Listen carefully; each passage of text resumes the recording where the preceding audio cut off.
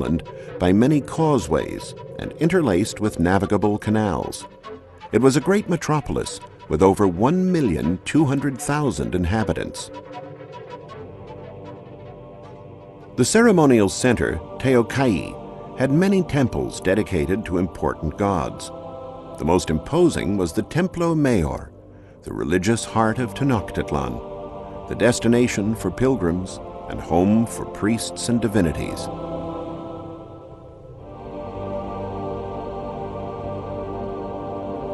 Only priests were allowed to climb to the top of the pyramid and enter the two temples. On either side of the temple, there were two other sacred constructions dedicated to the gods Quetzalcoatl and Tezcatlipoca. Teotihuacan also had dwellings reserved for those in the priesthood and playing fields for an Aztec ball game, which had more of a spiritual meaning than a sporting one. The players were the priests themselves. And lastly, there was the famous Altar of the Skulls, the Tzompantli, where the craniums of human sacrifice victims were displayed.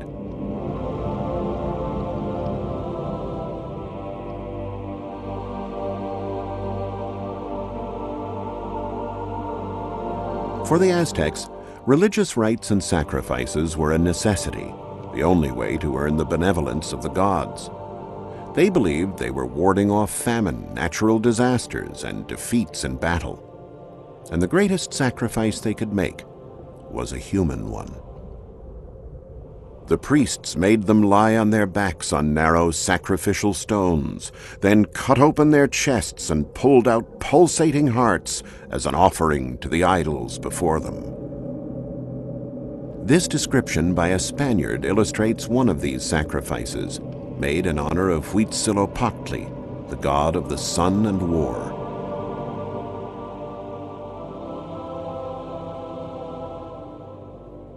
There were quite a lot of Aztec gods that demanded human sacrifices. Tlaloc, the god of rain. Coatlicue, the earth goddess, depicted as an old masked woman wearing a narrow skirt tied at the waist with a belt of serpents. Xutecutli, god of fire. Mayahuel, goddess of inebriating beverages, especially the most popular at the time, pulque. The excavation work of ancient Tenochtitlan lasted 5 years and brought to light over 7,000 objects, including sculptures, small artifacts, votive offerings, and the skulls of sacrifice victims. Most of the relics are kept in the very modern Museo del Templo Mayor. The stone that sparked the excavation work is in the place of honor in the center of the museum. The disc is decorated with a bas-relief portraying the goddess Coyolosh Hauqui, she who paints her face with bells, the Aztec moon goddess. Her body appears dismembered on the sculpted surface. According to legend, she was killed and cut to pieces by her brother, the god of war, who held her responsible for having tried to kill their mother, Coatlicue, goddess of the earth.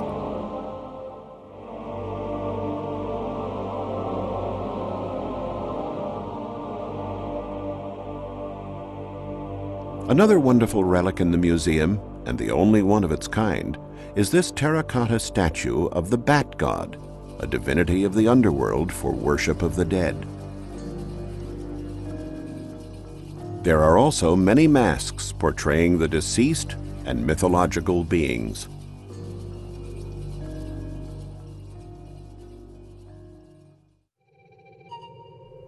The Aztec people were filled with supernatural and mythological tales. Elders spoke of a magical and rich city with splendid palaces that existed right here on Earth. The city was called Teotihuacan, the place where men became gods. These pyramids and ruins are what remains of this once majestic city. In the 4th and 5th centuries, the 6th largest city in the world. When the Aztecs lived, the place was abandoned, partially swallowed up by the jungle.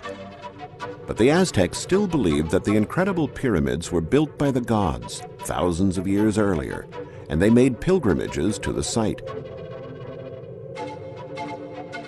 Archaeologists found that the city of Teotihuacan was established in 200 BC by the peoples of the Mexico Valley.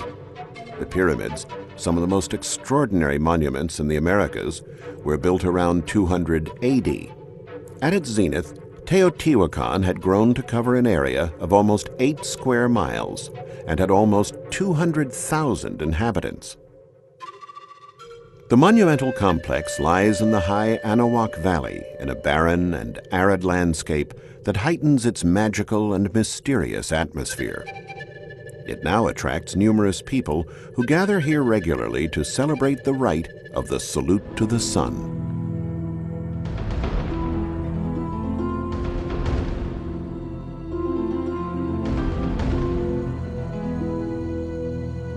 The city is bisected by a grand avenue, 130 feet wide and over a mile long, that is called the Avenue of the Dead. To the east stands Tepantitla, a building complex rich in murals. The paintings depict Tlalocan, a paradise with abundant water, butterflies, and flowers. Tlalocan was the world that was governed by Tlaloc, the god of rain.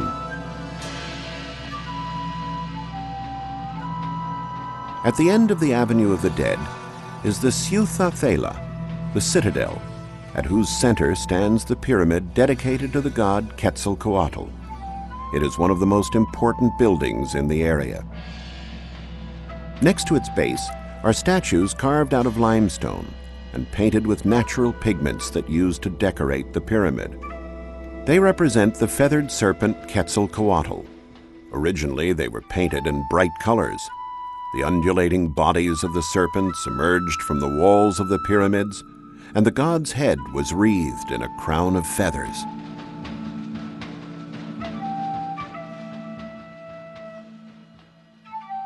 In 1986, the excavations of the Ciutadela yielded an exceptional find: a sepulchre with the skeletons of 18 priests killed during a sacrifice. Until then, it was believed that only prisoners, slaves, or enemies were sacrificed on the altars. Here was proof that the rite of sacrifice did not discriminate. The most imposing sight, however, is in the Plaza del Sol. Along with the ruins of an altar and several temples stands the Pyramid of the Sun. 230 feet tall, 740 feet long on each side of the base, it is almost as big as the Egyptian Pyramid of Cheops at Giza, one of the 7 wonders of the world. Thousands of tourists make the steep but memorable climb to the top, a perfect place to take in the majesty of the entire complex. Ancient civilizations believed that both the sun and the moon were created at this site. From here you can also see the other great pyramid of Teotihuacan, the Pyramid of the Moon. Smaller than the Sun Pyramid, it's 130 feet high with a square base measuring 460 feet on each side. Yet despite these structures that have seemed to last an eternity, no one has figured out why the city and the culture disappeared so suddenly. The end apparently came around 750 AD. Some archaeologists feel the city was destroyed and burned, and its inhabitants fled. But no one knows who was responsible for the massacre, or what became of the survivors. Other experts have linked the decline of Teotihuacan simply to a change in the climate, which may have caused the already dry area to become uninhabitable. But that would not explain the fires and the devastation. Thus, the mystery of the lost city of Teotihuacan, where men became gods, lives on. One of the most incredible finds in the history of Mexican archaeology is the Sunstone. Miraculously escaping the fury of the Spanish, it was found in 1790 in Mexico City and incorporated into the eastern facade of the cathedral. The fascinating symbols incised into this Aztec treasure placed it at the center of numerous religious events. The relic can now be seen at the National Museum of Anthropology in Mexico City, a museum that contains many testaments to the origins and the histories of the peoples who populated Central America over the course of the millennia. A beautifully sculpted monkey-shaped receptacle made of extremely fragile black obsidian, heads carved in volcanic rock with eyes and teeth made of mother of pearl and pupils of pyrite, terracotta pipes, musical instruments, and thousands of other objects from the great Aztec culture.